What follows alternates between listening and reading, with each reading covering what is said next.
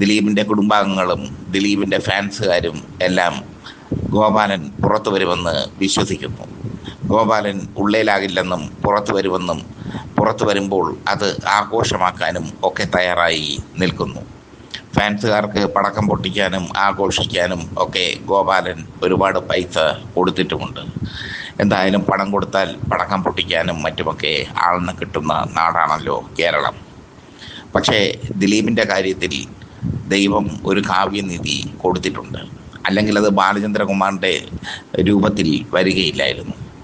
എന്തായാലും ദിലീപിനെ ആകെ മൊത്തം കുടുക്കിയിരിക്കുന്നത് ബാലചന്ദ്രകുമാറിൻ്റെ മൊഴിയും അദ്ദേഹം കൊടുത്ത തെളിവുകളും ആ തെളിവുകൾ കച്ചിത്തുരുമ്പാക്കി ബൈജു പൗലോസ് എന്ന അന്വേഷണ ഉദ്യോഗസ്ഥൻ നടത്തിയ നീക്കവും ഒക്കെയാണ്.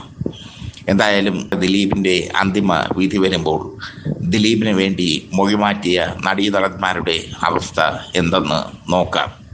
പോലീസിന് മൊഴി കൊടുത്ത ശേഷം കോടതിയിൽ മൊഴി മാറ്റിയവരിൽ പ്രധാനിയാണ് ഇടവേള ബാബു.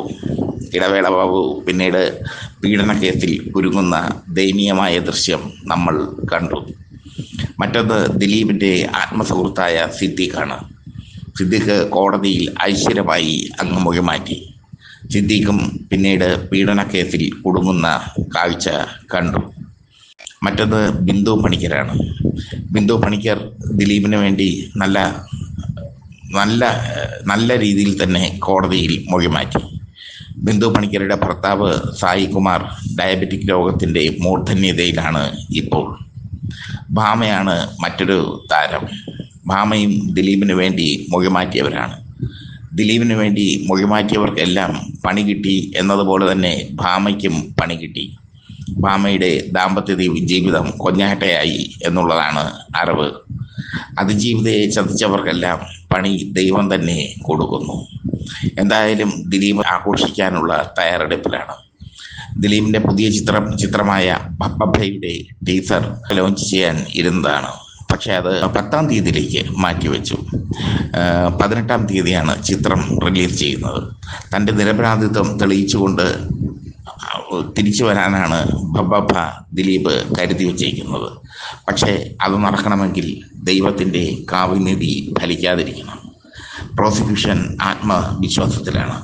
പ്രോസിക്യൂഷൻ ശക്തമായ തെളിവുകളാണ് കോടതിക്ക് മുമ്പിൽ ഹാജരാക്കിയിരിക്കുന്നത്. ഈ തെളിവുകൾ കണ്ടില്ലെന്ന് നടിക്കാൻ കോടതിക്ക് ആവില്ല. ദിലീപാകട്ടെ വളരെ അതിവിദഗ്ധമായ രീതിയിലാണ് തെളിവുകൾ നശിപ്പിക്കാൻ ശ്രമിച്ചത്. കേരള പോലീസും ദിലീപും തമ്മിൽ ശക്തമായ ബുദ്ധിപരമായ പോരാട്ടം തന്നെ നടന്നു. ഒരു ഘട്ടത്തിൽ ദിലീപിൻ്റെ മുൻകൂർ ജാമ്യം റദ്ദാക്കുന്ന അവസ്ഥ വരെ എത്തി. തലനാരികയ്ക്കാണ് മുൻകൂർ ജാമ്യം റദ്ദാക്കുന്നതിൽ നിന്ന് ദിലീപ് രക്ഷപ്പെട്ടത്. ദിലീപിന് വേണ്ടി പ്രവർത്തിച്ചവരെല്ലാം, ദിലീപിന് വേണ്ടി ഓശാന പാടിയവരെല്ലാം ഇപ്പോൾ ആപ്പിലാകുന്ന കാഴ്ചയാണ് കാണാൻ കഴിയുന്നത്. എന്തായാലും സിദ്ദീഖും ഇടവേള ബാബുവും ഭാമനയും ബിന്ദു പണിക്കരും ഒക്കെ കാലത്തിൻ്റെ കാവ്യനിധിക്ക് വിധേയരായി.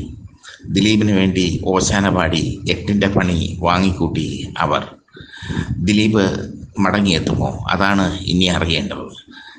ദിലീപിന് ശിക്ഷ കിട്ടില്ലെന്നും 8ാം പ്രതിയായ ദിലീപിനെ വെറുതെ വിടുമെന്നും ഉള്ള വിശ്വാസത്തിലാണ് ദിലീപിൻ്റെ ഫാൻസുകാർ. അവർക്ക് ധാരാളം പണം പമ്പ് ചെയ്തിട്ടുണ്ട് ദിലീപ് നാളെ ആഘോഷമാക്കി മാറ്റാൻ വേണ്ടി.